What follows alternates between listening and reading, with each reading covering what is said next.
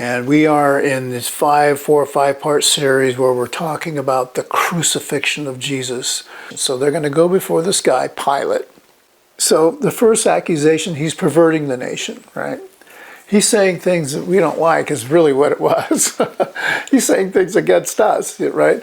But worse than that, they try to play it off as a Rome law issue. He's saying that he's a king, and only Caesar's a king, you know? He's actually going against Caesar. And Pilate questioned him, saying, "Are you the king of the Jews?" And Pilate said to the chief priests and the crowds, I find this nothing blamable in this man. There's nothing going on here. But they insisted, saying, there's the accusations. They try to tie it in with Roman law so that so Rome would be okay with the execution. And then and Pilate's just going.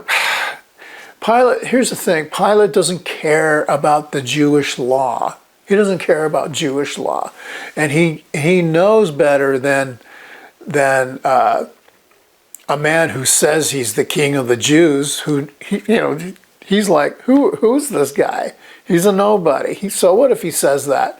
The guy hasn't done anything. Get him out of here. Here's Jesus, okay? He goes up to this other part of Jerusalem before Herod, and he's being mocked and ridiculed, and they're dragging him around and doing all this stuff. And Herod's just like, yeah, he's not even talking to him. Send him back. I've sent you up to him, and behold, nothing worthy of death has been done by him. There's his third time. He's saying, just leave this guy alone. And Pilate is no different. He's like, I don't want to kill a guy and then have Rome find out that this guy, why did you kill this guy? I don't want any trouble. That's how he's feeling about it. They'd rather have a murderer than Jesus. Then Pilate again called out, desiring to release Jesus.